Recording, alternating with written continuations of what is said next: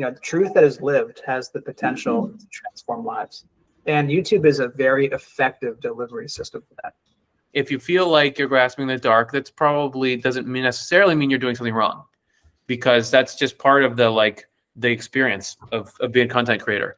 Like, you just this video got 10 views less than my last video. It's better than Swedenborg had it. 4 copies in 2 months, of Arcana Celestia. So, Chris, do you want to take the baton? Sure. Well, I guess the first part of these meetings, I think it's probably always good to check in and see how YouTube is going for y'all. I recall the last session we had, we left off going through the community outreach model presentation that I think, David, you had to leave right at the end of that. So I'd love to get a sense of if there's anything meaningful from that presentation that you're thinking of applying, or the way you're holding that, but also just since the last month, how has YouTube been?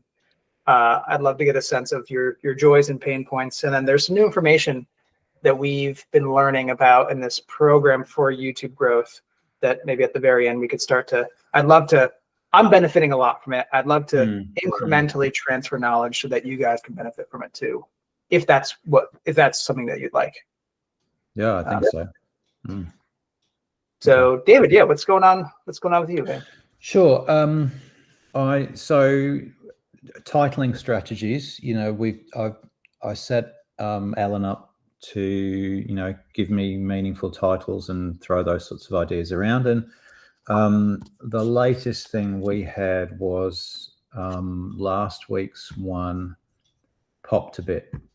I think I shared that. So there's our so this one has done the best. So that was last week's, which is pretty good. I was pretty happy with that. But then this week, I think we're sitting at 38 at the moment. That for whatever reason, that's not doing anything. So, it's a roller coaster ride, isn't it? So that's as far as titles go. And then the other thing was, the comment moderation strategy and stuff. And I following on from last time's meeting, I sat down and had an extended chat with Alan, and we sort of worked our way through a strategy. And there haven't been that many comments to field, to be quite honest, in the last month. There's been a few, and she's been useful to help navigate through that. There's one guy who's been commenting on and off for months, and he's basically there to preach at me, basically.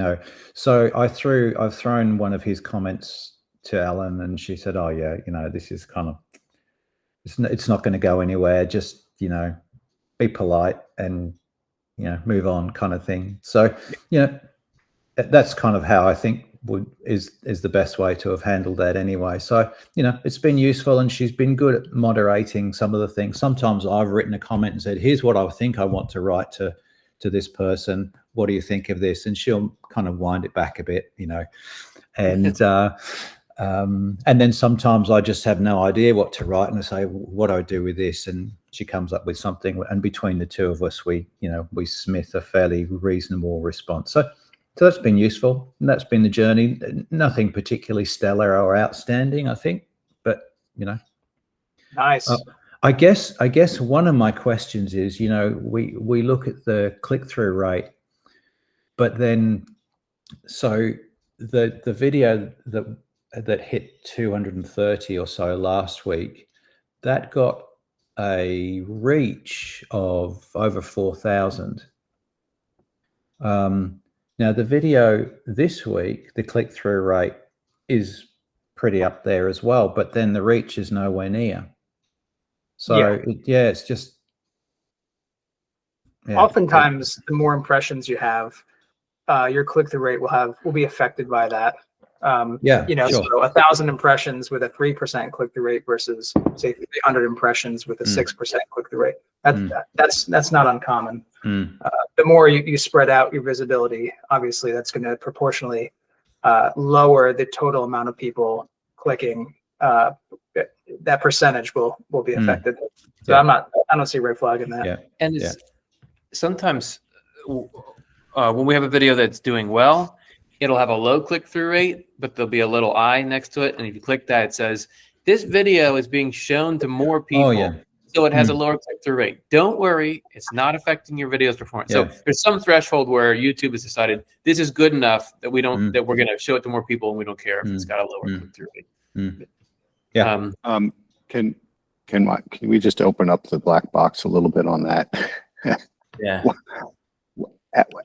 Is it just the title that is causing YouTube to say, hey, let's show this to more people? Or is YouTube actually analyzing the content in real time? Not the content. You can correct me if I'm wrong, Chris. It's not analyzing the content, like it doesn't look at your content, but it analyzes how people behave once they click on your video.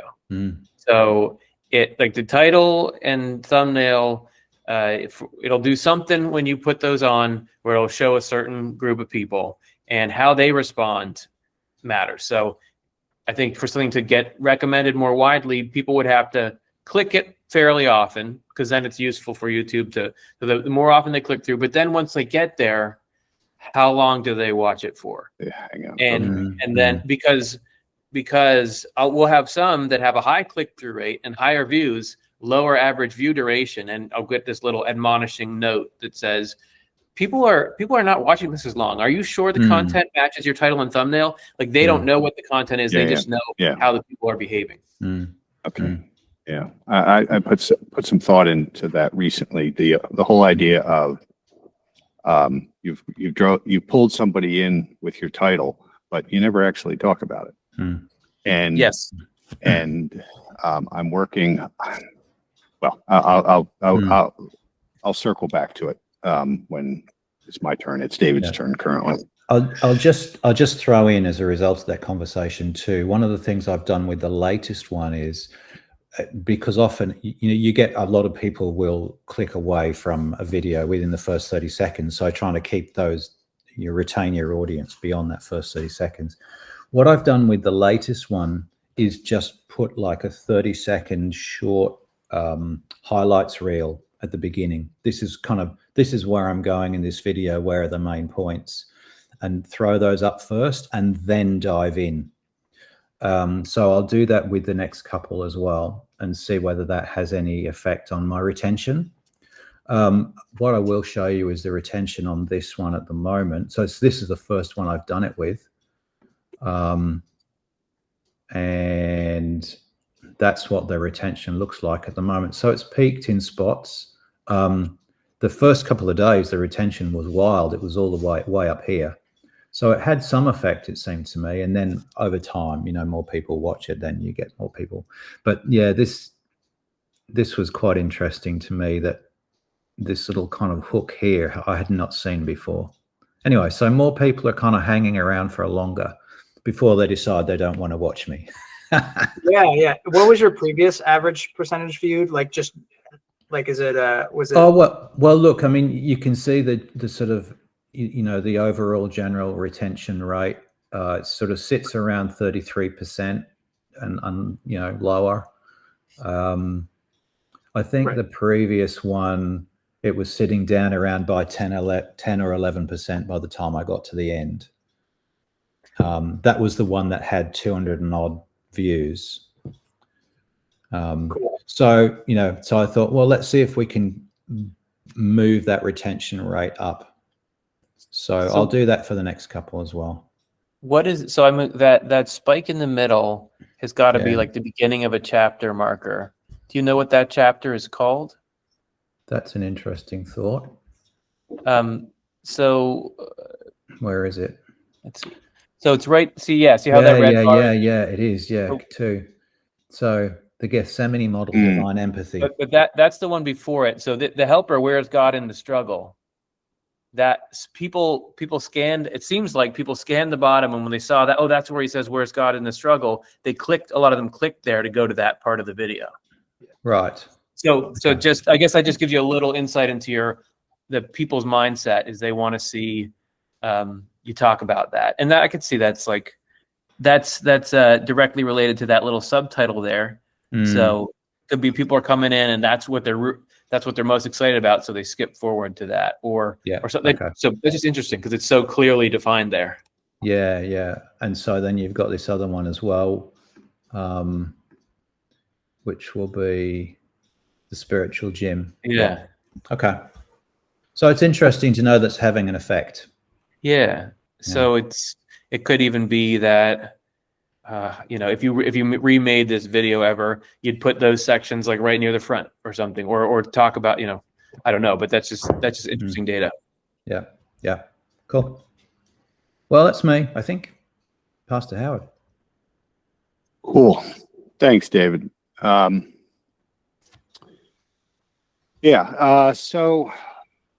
let's see. Hit yesterday 2,599 subscribers. Right there, 2,600. But lost one last night. Sorry, I'll resubscribe. Yeah, I was just saying I'm already subscribed, but set up another account.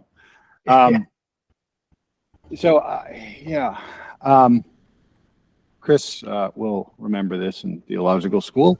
Don't preach to an active state. And in what we do, that has a direct application to don't go chasing popular words. Don't go chasing the word, the subjects that are going on. Don't go making a Charlie Kirk video. Yeah. It is so, the way we learn is so antithetical to what YouTube is. Yes. in some respects. And I can't tell you how much I'm struggling with that. And I shouldn't say I'm struggling. I could probably grow the channel if every week I was looking at the words that were flying and start putting out videos related to that. But that would go against everything that I believe about the nature of our spiritual lives. So I'm trying not to do that. At the same time, I am trying to create titles that I'm trying to be more intentional about my title creating, and I can give all the credit in the world to David for that. He's helped me focus on that. I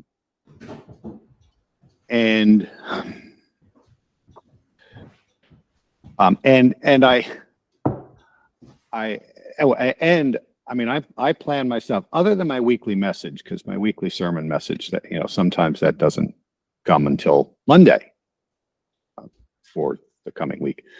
But all of my other videos, I've got videos that are programmed out through January. Already done, already edited, already just sitting there waiting to be released.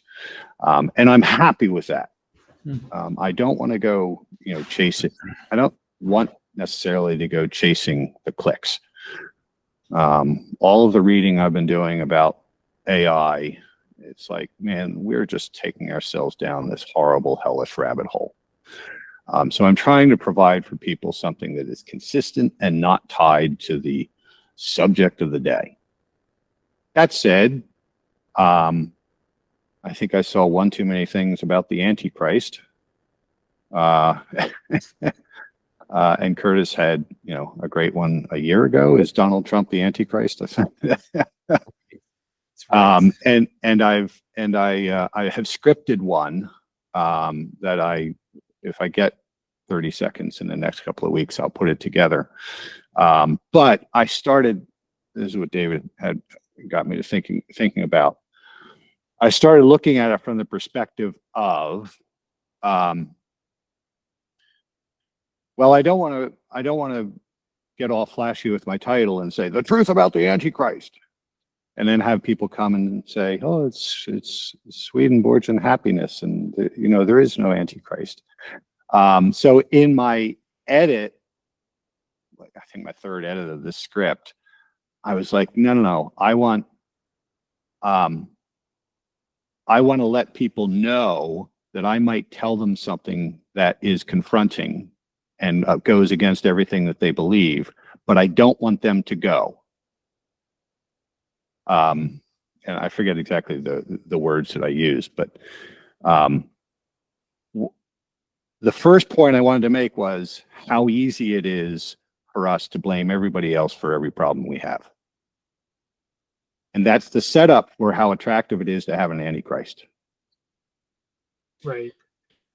But that's not the truth. But I didn't want to start out with, have you ever noticed how easy it is to blame other people for everything that's wrong wrong? Because I'm talking about the Antichrist, and then I'm saying, have you ever, noticed this about yourself? So my title is Truth About the Antichrist. I open with, I am going to talk about that, but I want to ask you a question first. That kind of thing. So I'm very conscious of it. It'll be interesting to see what my retention does with that. The one retention idea that came to mind, David, was, every one of those people that decides to click away from your video, even if they're doing it early on, you've given them what they came for. Mm-hmm. At that point, even if they came with the expectation, oh, well, there's nothing here. they click away. So, you're giving people what they want. So I wish I could find a right balance for feeding people spiritually and chasing the next big thing. That's where I am. That's where I'm wrestling with. Yeah. Any thoughts? I'd be happy. Yeah. Chris, you have thoughts? Oh, you first, Chris. Okay. Yeah. So that balance, I mean, that I've noticed in my work, that is a hard balance. It seems increasingly like there's a science and an art to YouTube that, is certainly different from the training we got in theological school. That context, they're like two different worlds. I have been learning more and more about really the nature of YouTube is it's a viewer-centric platform. And the way we understand the viewer and how to serve the viewer's needs may not be the same path that you would take in ministry, like the way we were taught in school. And so for me, I over the years, I've had to get clear about, where my ethics and, stances in playing into this kind of YouTube game. And for me personally, I've made peace with, I'm going to go fully into understanding how to optimize for this platform, because for me, if we can reach a lot of people authentically, that's a good return, right? Like I feel like that's good work that we could be doing. But in order to get there, so if the end state is a scale of viewership that is large, the science of getting there, we have to be ready to kind of dive into. And as of the last month or two, Curtis, myself, and another one of our team members have been like really developing a lot of tools in our tool bag to understand that science. So one of the things I'm going to try to qualify from you guys today is how curious you are about learning some of those concepts, or how willing you are to, start to kind of like reimagine how you think about YouTube. And there's no right answer here, but depending on how you feel about these things, it could help me better serve you, wherever you land. So I want to plant that seed, and I also want to recommend a book to at least give you a sense of like what this could look like. Curtis, you have any thoughts before I? Yes, I do. Well, I appreciate, Howard, you sharing, both of you sharing the joy and the pain of YouTube, and particularly Howard, I feel the same way about like you want to give a certain degree of nourishment to people, and that feels important. And I think that I feel like I never really understood how to do YouTube. It just seems like like you were saying, David, like, oh, this worked this week and now it doesn't work next week. It just seems like endless. So I have enjoyed, we've been taking this course called Channel Jumpstart, and it kind of seems like, the truth will set you free. Like once you understand the big truths about things, you can satisfy all those longings you have. I mean, Howard, I would say, like, to me, it sounds like, you could solve some of your problems with just getting real consistent about your hooks. So let's say that somebody clicks there for because they want to see, you do a video about the Antichrist, because that seems like to be on a lot of people's minds, but you want to be able to start slow and ease people in. I think you could go even beyond just saying, I'm going to talk about that, but first you can have like the hooks that a lot of big YouTubers do will just show you, prove to you I'm going to hit these points. You say, hey, I'm about to tell you how the Antichrist is not this, and you never thought of it. And that's your whole hook that kind of outlines 3 main points that you're going to make, and points that beg discovery. Like, wait, what is he going to say about how people want there to be an Antichrist? So sort a little bit clicky there. But then once you have that, you can say, first, I need to ask you this question. Did you ever notice? And then you can kind of ease in there. The other truth that sets me free is that one of the main things that this course has taught us, and it's from like one of the best people of YouTube, is like, you have to know who you're talking to. Like, which people are you talking to? Because there's so many people to choose from. And I was just thinking, Howard, if you have this ethos of like, look, I don't want to chase this. I don't want this like fast food kind of mentality.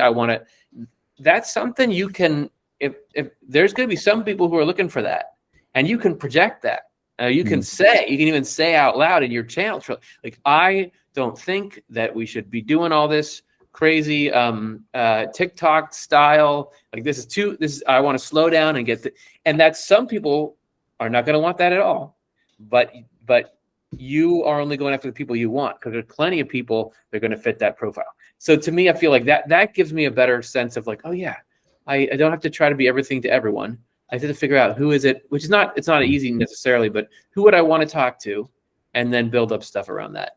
Which I know, David, you've done some with the ex-evangelical and all that, and it's very simple concept, but to me, it's been really meaningful. It just seems like, yeah, then you're free of like, okay, I have to make sure nobody clicks away. The people who will need to click away are going to click away, and you trying to please them will never work. But if you know, like, okay, these are the people I want to hook. How would I hook that person? What does that person want? And just knowing that nobody knows you, like, you're not even really competing with, is your video good or not? People are so overstimulated and addicted to dopamine that it's so hard for anyone to stay on a video with someone they don't know, so you just can think, all right, how would I, how do I make sure that this person knows I am going to address what they're talking about? So those are just a couple of thoughts that came to mind when you were saying your piece there. Thanks. You both actually helped me frame something slightly different in my head. Chris, I really appreciate you saying this is just a different game. Yeah. And I, as I've said to every one of you for 3 or 4 times at least, I'm a reluctant YouTuber because I don't think it's ministry. What you've done is free me to consider the fact that it isn't ministry. It's delivery of some kind of information, but I don't know that you can call it ministry. And I do, I do get some interactions with people where it sounds like they're actually trying to get some ministry out of me. And I respond, and I try to give them helpful information. But it's like, you probably shouldn't be talking to me about this unless you want to do it in private. Right. And there's avenue for that. It's not as though that doesn't exist. There is avenue for private conversation, and I have plenty of them as well. So it can open the door to ministry and working with people at a deep level. And that is something that I have had this month. Is, you know, I've got a guy in Brazil. I've got a couple of folk in Africa, a couple of folk in the UK that I'm having regular conversations with. And that starts to move into ministry kind of stuff. It's there. Yeah. It's there, but it sits alongside of, yes, you don't want to be having those chats in the comments section on a public video. Yeah. I did, just as a cute little aside, I did get a message from one of my viewers after my Go to Church series. Show up in a church. Here's what you'll find. And she said, we did it. After we finished the series, we went to a church. Nice. There you go. A lot of things were wrong with it, but yeah, we walked in and we sat there and we just took in all the different things that you had said and noticed how they worked in this place. So, yeah, that's validation right there. Yeah. You know, how we define ministry, you know, there's a fullness to ministry that I think is hard to feel, you know, that full presence of on YouTube. But what I do know to be true is that ideas that are lived, you know, the truth that is lived has the potential to transform lives. And YouTube is a very effective delivery system for that. And so that's really, you know, when I made the decision to move to drop out of theological school, it was because I understood enough about that dynamic that felt close enough to a vocational call to me that I could live into. It was a form that I could see happening at scale, where people that, you know, when you know who you want to serve, and through that understanding of that neighbor's needs, provide them with the truth, the kind of truths that would deeply move them. And when that audience lands on that truth, lives it, and writes back to you, like, here's the results of what you gave me, you know, or what you facilitated in giving me, and here's the outcome of that in my life. I mean, that's a phenomenal system. And so that's why, for me, I am motivated to understand how to play the YouTube game, because I know that system is valuable. And, you know, when you get to see more and more of those comments pouring in, it'll almost, like, for me at least, it made me reframe ministry. Like I said, you don't have the fullness of what like a in-person ministry can offer, but it's something else that's still valuable. And I think that's probably, in Providence, one of the reasons why the internet flourished the way it is, because it has the ability, just like trade routes in the days of old, to spread the word. You know, these things in hindsight, we could understand there's providence in them. These are highways for the truth to reach the right people at the right time. Sorry. Go ahead. I would add that, you know, years ago, I remember a comment that just absolutely seared into my brain. The comment section of the comment section is the cesspool of the internet. It's brilliant. It really captures it. But there are a lot of cesspools of the internet, and there's a lot of terrible, terrible stuff going on. And at the same time, we are in communication with people in ways we never thought possible. I mean, it's the Jetsons. And one thing that does keep me plugging along with my little channel is, well, I want to be a different voice. And I guess we could throw up our hands and say, oh, it's just terrible. I'm going to go off and, you know, deal in my own little spirituality world. But that's sort of surrendering. So I hear what you're saying, Chris. I'm here. I also think that another part of this course is, like, he's like, you got to set goals. You got to set goals, and the goals for different people, different creators, will be different. So there was somebody on the call who's like, oh yeah, I'm a real estate salesperson in this area. I don't need a huge audience. I just want this many people to end up coming, because some people, it is sales. Like they're trying to, through their videos, get in and do sales. So it could be, especially if we're talking about long-term motivation, if you say, look, I do want to put these messages out. I want to get as big an audience as I can of the right kind of people. But ultimately, I have a SMART goal, which is that I want to, at the end of my videos, or have some call to action, which is like, hey, book a minister counseling session with me, or whatever like ministry would be. And you say, my goal, I want to increase my YouTube channel because my end goal is I want to enroll 10 people in this thing. I don't know, Chris, I mean, that would fit well within the Jumpstart system and everything. Yeah. Yep. I agreed.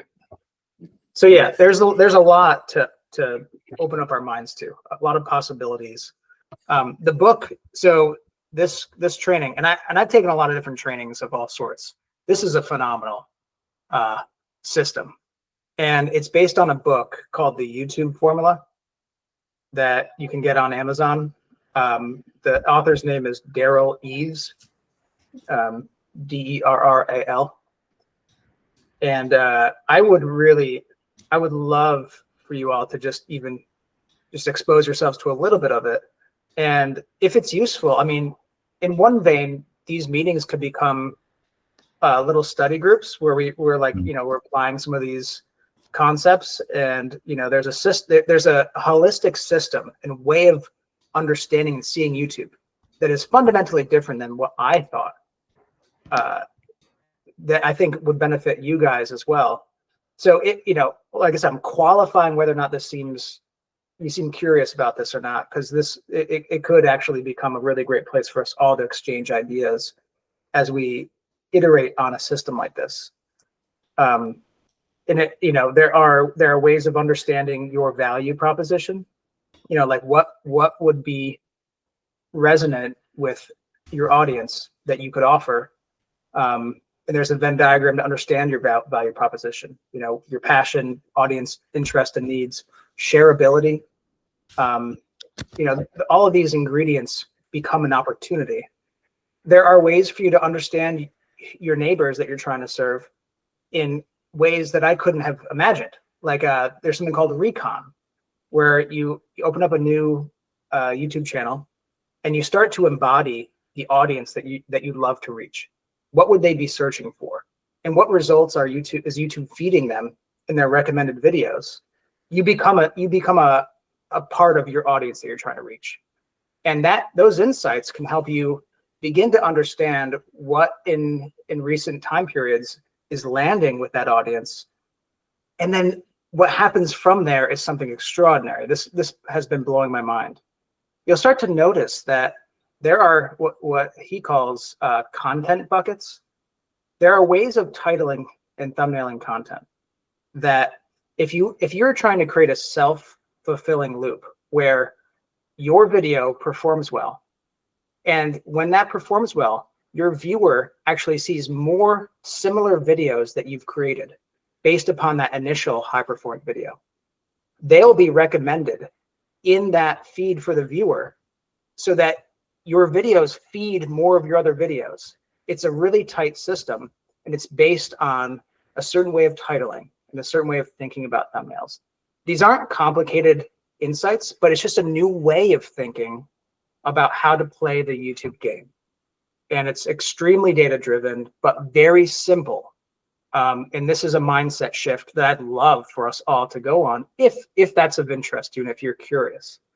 But it could start with the book and just maybe just reading a little bit of it and seeing, hey, does this feel like something I'm curious to continue pursuing and talking with us about? Because it's the same journey we're going on right now. So there's the opportunity. Well, I will have the book by the end of the day.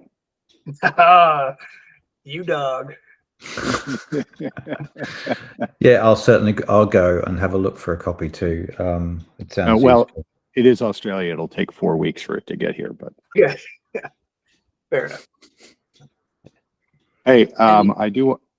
Sorry, Chris. I walk all over you, Curtis, and I'm sorry. This is all right. It's a Zoom etiquette. I really, one of the things I am very aware of is my own, not my manipulation, but manipulation of me on YouTube. So, and I can see it. That whole idea that, oh, you click something that this from this channel, you know, even if you'd never clicked it before, and all of a sudden, boom, boom, boom, boom, boom, that channel or similar channels just start filling your page. I try and keep separate lives. My personal account has 20 different channels that I subscribe to, and really broad stuff. But some of it isn't stuff that I want to mix with my ministry. I'm very engaged with politics, but I really try and draw a hard line between my politics and my ministry. So I never watch any videos of that on my Spiritual Shorts channel, right? When I'm signed into Spiritual Shorts. Boy, every now and then, you know, you make a mistake and you click on something or you were watching one on one and then you switch the account, but YouTube's like, oh, well, this is the same person, so I'll show him this video. And now all of a sudden, oh no, because now so I've learned very quickly to just say on that account, you know, don't show me this channel. Don't show me this channel. If that happens. But it's just a way of saying I'm really aware of how I'm being manipulated. And I appreciate what you said. That was it. There's just at times it feels entirely overwhelming to be able to keep track of it all and figure out what to do, you know, what to do next. I just want to keep my head down and keep sharing information. I'm glad you expressed that. I feel the same way. I'm in AI and marketing strategy stuff, and I have to constantly contest with the same dynamics. It's not easy, and at times it definitely sucks. But just like the point you made before, you know, I think, you know, we could opt out, right? We could just not do this work. But I don't think, for me, especially like it's a clear example of AI. I want to show what it's like when you have a heavenly intent interact with these worlds, because I think that's a much more powerful gesture than to opt out. I can respect either choice, but for me, that's the choice that I've made. And you know, for the sake of our neighbors who are all on YouTube, I think we owe it to that group that we're trying to reach that we can actually show them what it's like to engage with a heavenly intent. It's powerful. Well, that's what Mo Gaudet said in his book, Scary Smart. He said, just treat it like your children.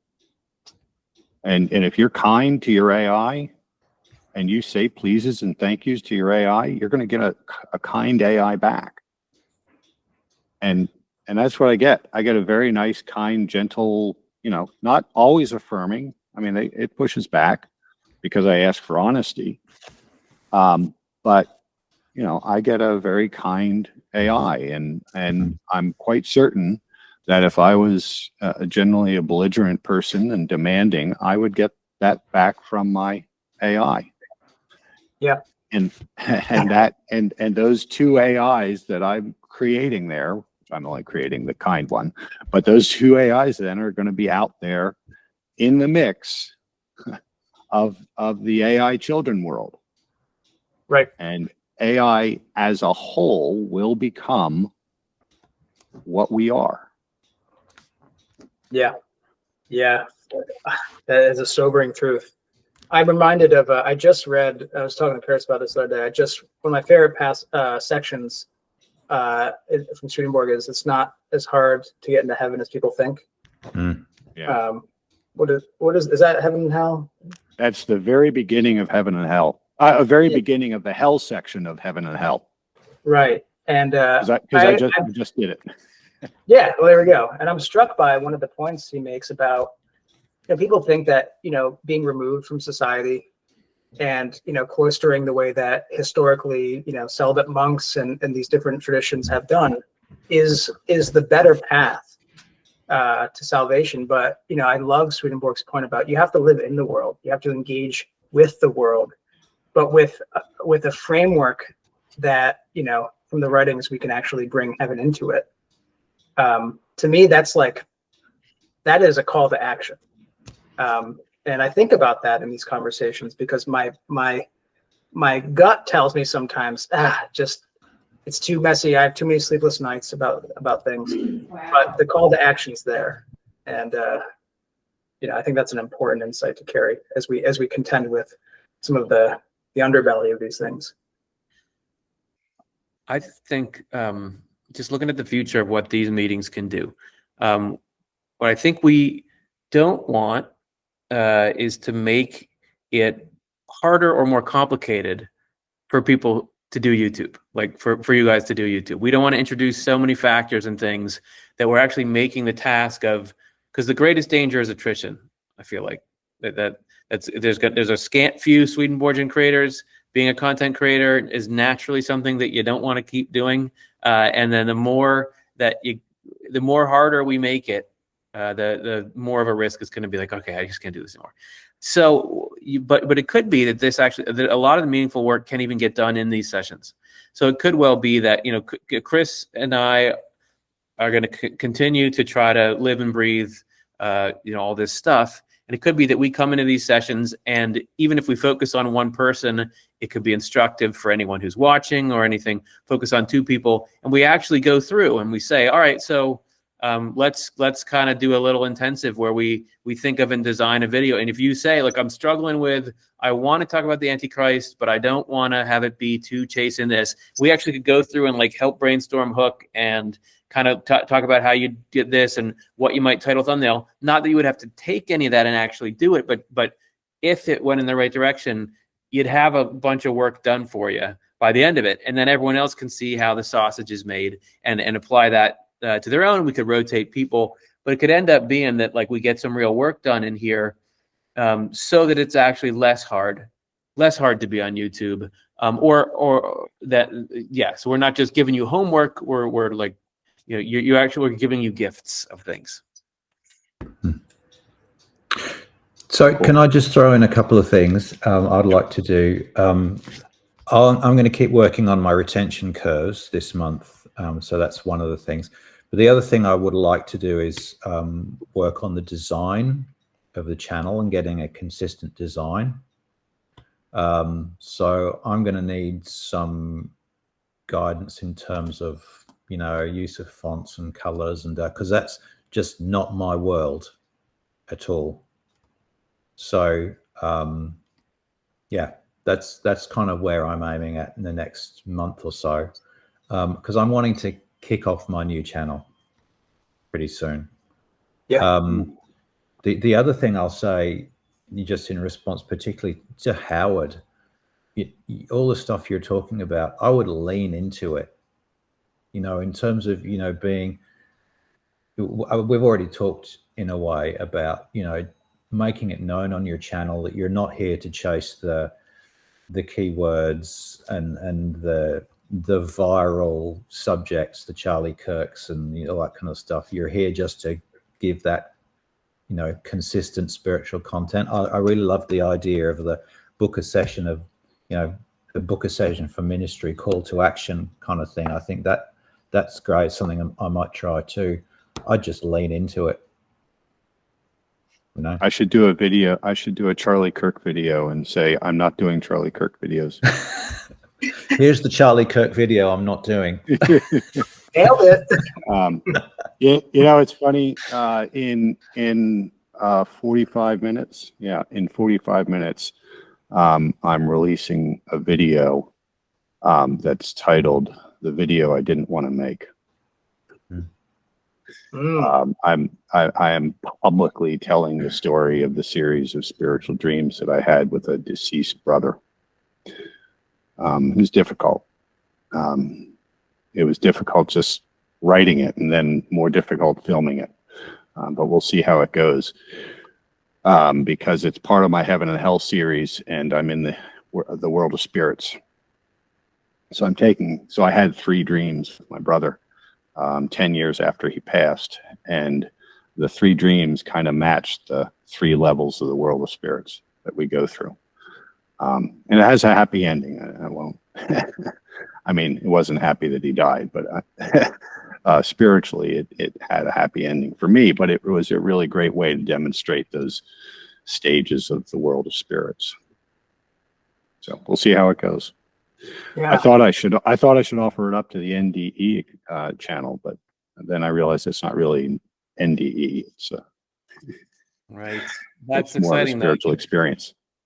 Yeah, I do think I think there's a sweet spot where it's like you find something that stays firmly within what you love to do, but you find the corner of that most intersects with something that's going to be of service to people.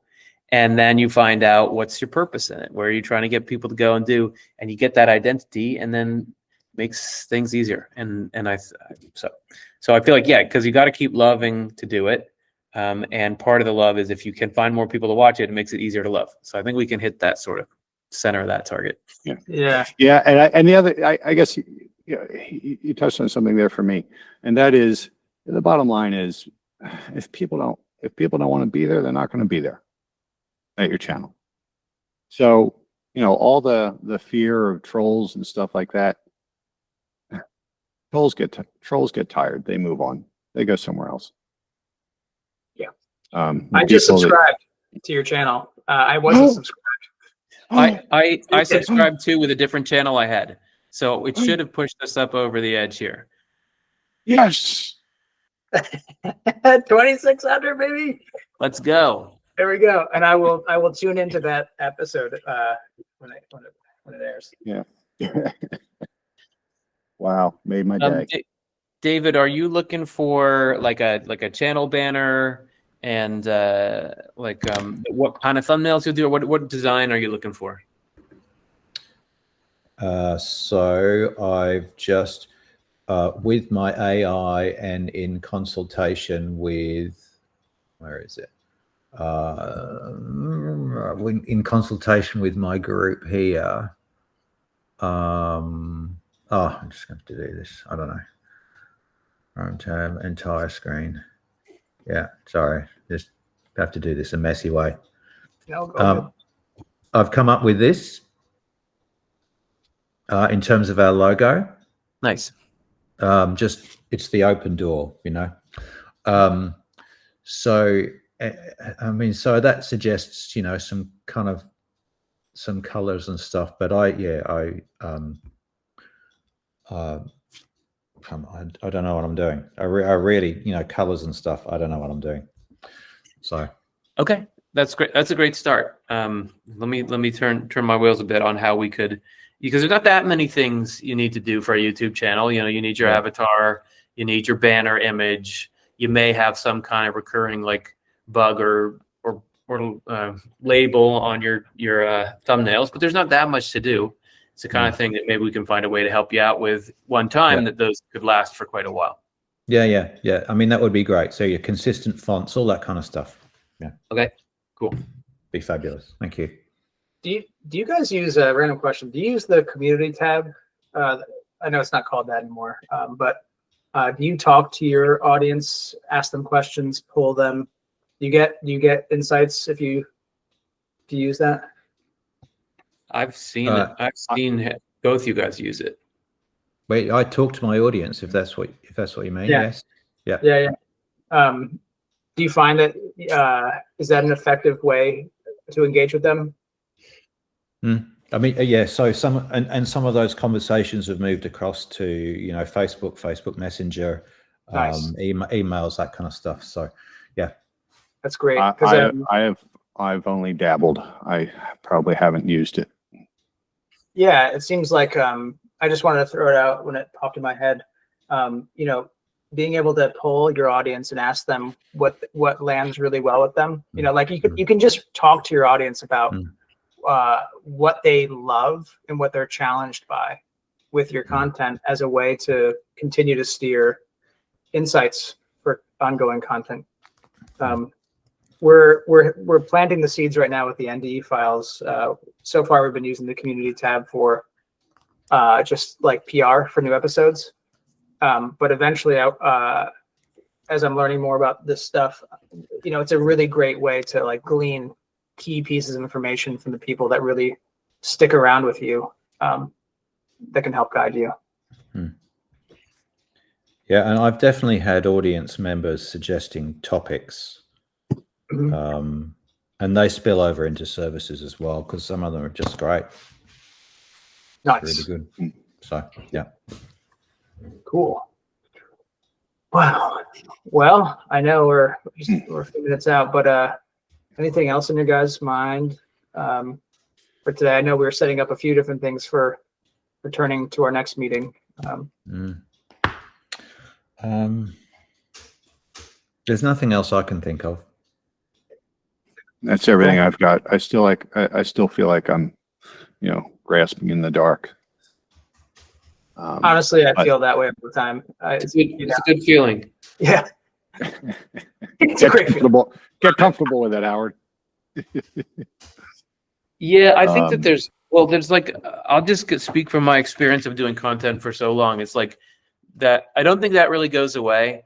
And even if your views grow, that just becomes your new normal. It's still like, was this video better or worse than my previous video? So that there's always going to be a contention of that. And you always are grasping in the dark, because I think Chris has mentioned, like, there's never a, just do all these things, check all these boxes, and you automatically get a bunch of views. Like, YouTube is a slippery fish, because it's really just about people, and people are fickle. And so there's like a, you don't, if you feel like you're grasping in the dark, that's probably doesn't necessarily mean you're doing something wrong, because that's just part of the experience of being a content creator.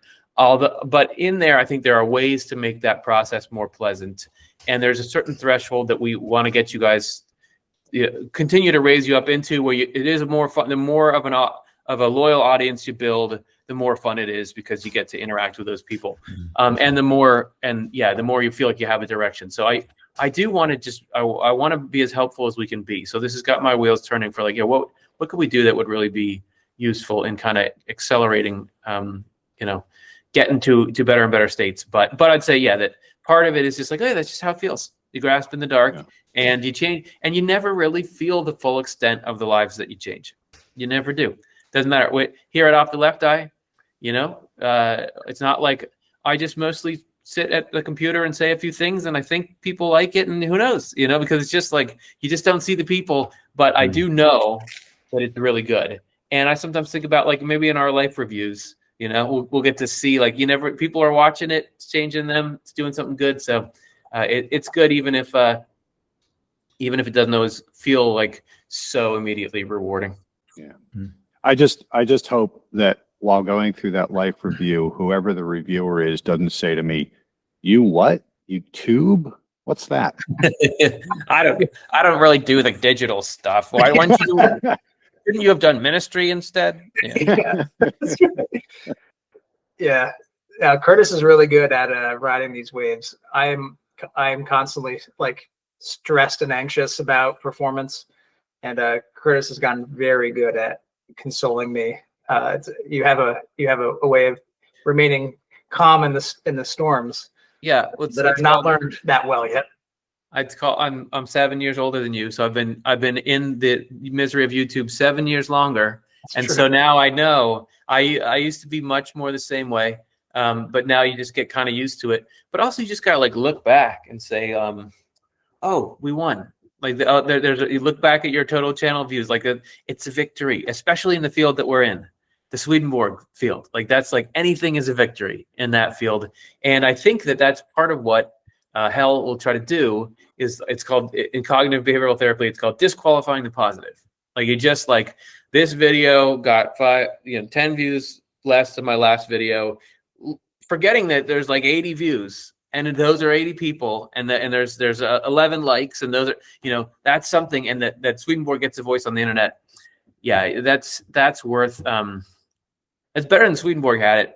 4 copies in 2 months, of Arcana Celestia. So anyway, I do think it's important to keep that motivation because because it is making a difference, and we've got to keep at it. One thing before we all go, thinking about this whole, I don't want to be overwhelmed. I do like to incrementally improve what I'm doing, the process, and maybe for the future, we could focus on in these meetings, maybe a 15-minute, 20-minute skill item.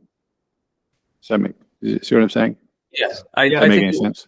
I think it would look like we take one of your videos and we look at it and we say, this is what could be better. This is what I think, and this is what I think could be better at it. Chris could say, David, like we could say, this is what we think could be better at it. And here's what we would do differently. And then you'll have that feedback ringing in your ears, and either you adjust and make a new like something like that. Something like that, but also something along the lines of process. Mm-hmm. Yeah. Yeah. Oh, yeah. And we can do that. Yeah. Yeah. We even if it's just, even if it's just the process of creating a title, though we've talked a lot about that recently. But the process of deciding what kind of a title works. So things like that. Hook, re-engagement 1, setup, re-engagement 2, climax. Goosh. That's what they taught us in this course. I never knew that, but there's like a whole formula to keeping human interest. So those kinds of things we could definitely do. Yeah, good. Great. All right. We do need to also finish off on the dealing with comments. Sure. I think that's the other thing I would sort of sign off on, basically finish that presentation. We could start the next meeting just wrapping that part up, and then into the next sections after that. And I'll think about your request, Howard, for Curtis and I will talk about what are maybe some meaningful incremental things that we can focus on that would be most helpful based upon everything we've been talking about. Even if, and we can combine the two, Curtis's idea, well, let's take a look at a couple of videos as a group and say, all right, here are 4 things that we can talk about over the next, couple of meetings. So, that sounds good. And if you happen to read that book, if it comes in 7 months or whatever, you can, you may have questions about those things too that could become. It's taught in a structured process. So we have a lot of possibilities here. Right. Okay. All right. Well, I need to go. So good to see you guys. Thanks for sharing your wealth of information with my tiny brain. I appreciate it. It's great, guys. A meeting of the tiny minds. That's right. Good. All right. Thanks, guys. So good to see you. All right. Happy birthday, Curtis. Cheers. Bye. Appreciate it. Thanks very much. See you. See you.